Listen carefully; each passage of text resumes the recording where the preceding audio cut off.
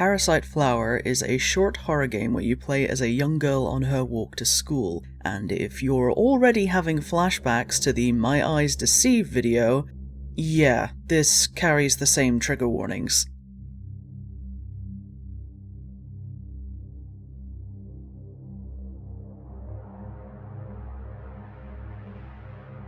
Playing as the schoolgirl Ari, you go through multiple cycles of a time loop on your walk to school in the morning, where things are immediately off-putting the second you step out of your room. The father is sitting silent and stationary in front of the TV, seemingly connected to a strange flower hanging over his head, and for the most part he shows no reaction to Ari. The mother is always found in the kitchen chopping vegetables, at first, and the only thing she says is "Go to school, Ari." So we go, walking through a wooded area, catching the train, and finally arriving at school, where the day restarts once we enter the classroom. The world becomes progressively darker with each cycle, and drops hints and visual cues pointing to what's actually going on. From the dialogue of train passengers becoming increasingly disturbing, to Mother occasionally acting violent if Ari asks her if she's okay, or interacts with her at all past a certain point, all the way over to silhouettes of two men looming over a girl near the school, awash in the colours of neon signs and sporting animal masks, a rabbit and a wolf.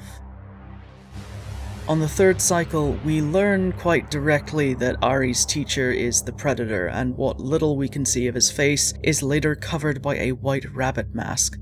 This veil of supposed innocence likely stands in for the trust and respectability afforded to teachers. An educator is trusted to teach and keep your children safe for the day, to look out for them, so surely someone like that would never hurt that child. You're supposed to be able to trust them, but that's the problem, isn't it?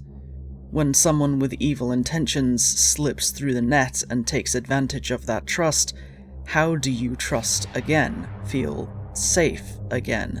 When you're told by that trusted adult that it's just a secret between the two of you, that your whole future depends on your good behavior, it feels like drowning.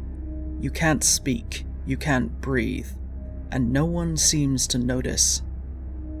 This is obviously not a new concept. There are other games that have focused on this subject matter.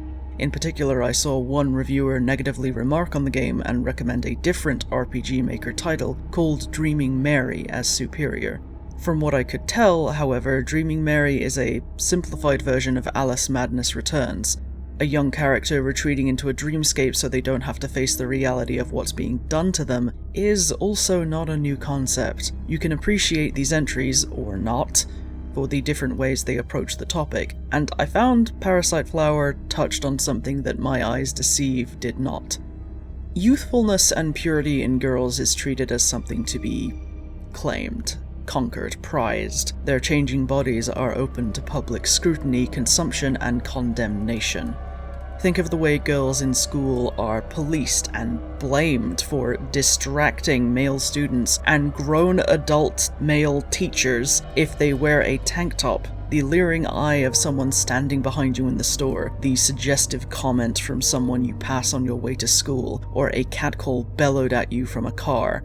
All of this done by grown adult men who see you as a means to an end, as meat to sate their appetites.